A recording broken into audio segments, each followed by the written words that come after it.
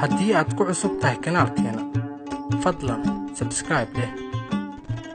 sheekada dhegdheer waa mid ka mid ah kuwa loogu jecel yahay sheeko xiriirooyinka Soomaalida. waa sheeko qarni badan jiilba jiil u soo gudbinayay.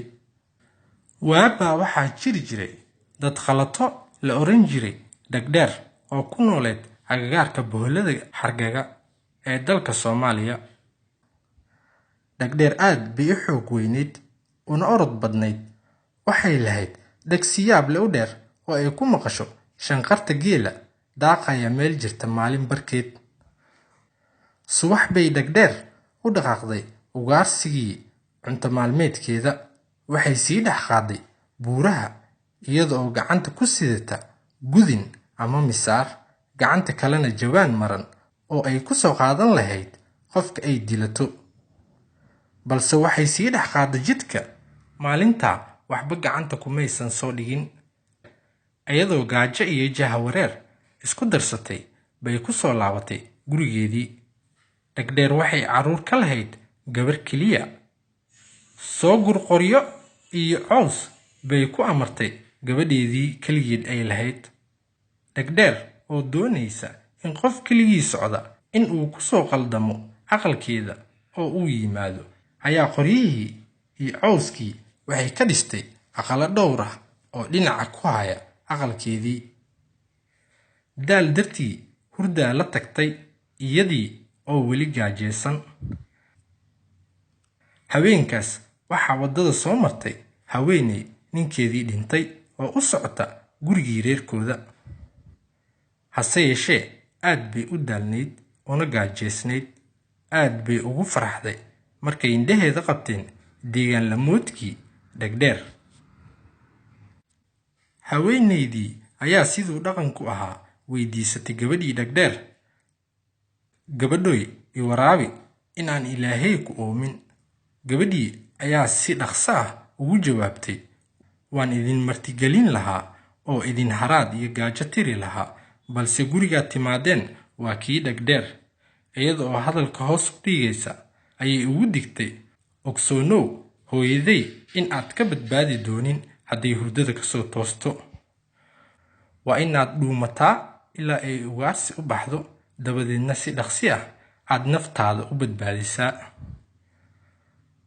baqdin ayay la gariirtay haweeneydii. waxay naf ka raadisay inay ku gabato raro duuduuban aqalka geeskiisa yiilay. dhegdheer oo sankeeda iyo maqalkeeda aad u dheeraa ayaa hurdadii ka soo toostay. waxay bilowday inay sanka la raacdo hadba jiho oo tiri, waxaa ii soo uraya manaag buuran baa. gabadhii dhegdheer ayaa tiri, may, waxa kuu uray waa baruurteeda hooyo. waxa ii uraya hilbo gabar yar. gabadhii dhegdheer ayaa mar kale ku celisay, hooyo waa jirkayga. dhegdheer oo aan lahayn meel la qabto ayaa hadba jiho sanka la raacday, tuhunsanna in gabadhu wax qarinayso. haweeneydii way ogeyd in mar dhow dhegdheer gacanta ku dhigayso haddaysan meesha ka baxsan.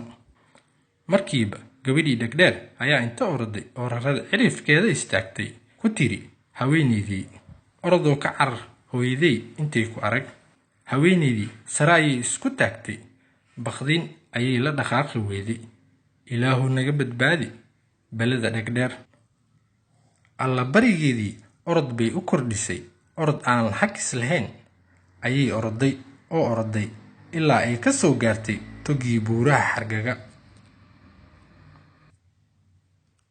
haweeneydii ayaa waxay dhiibatay codsi. ayay weydiisatay togii oo tiri, jid aan ku baxsado ii bixi, cadow baa i eryanayay. togii ayaa ku jawaabay, haddii aadan dembi isku ogeyn waan ogolahay in aad i gudubto, haddii kalese waan ku liqayaa. daacadnimadeedii awgeed haweeneydii si nabad ah ayay ku gudubtay togii.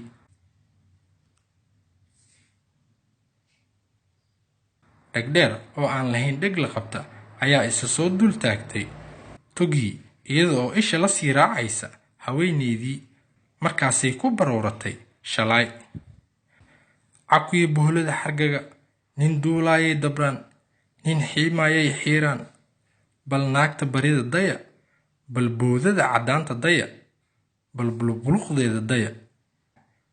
Dhegdheer oo aad u gaajeysneed ayaa waxay dhiibatay codsi quusasho ah oo tiri, anna jid ii fur, waxaan eryanayaa haweeney gaajo igu kiciday. Togii ayaa ku jawaabay, haddii aadan dembi isku ogeyn, waan ogolahay in aad i gudubto, haddii kalese waan ku liqayaa. Markay cagta saartay oo rabta inay gudubto ayaa hal mar Togii harqiyey. Dhibkii iyo dembiyadii ay hore u kasbatay awgeed, meeshaas ayaa Dhegdheer Togii ku liqay oo ay ku geeriyootay.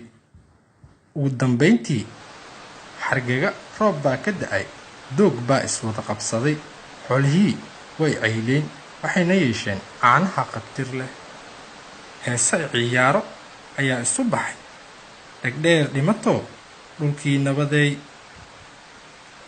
Sheekada Dhegdheer waa mid ka mid ah kuwa loogu jecel yahay sheeko xariirooyinka Soomaalida. Waa sheeko qarni badan jiilba jiil u soo gudbinayay.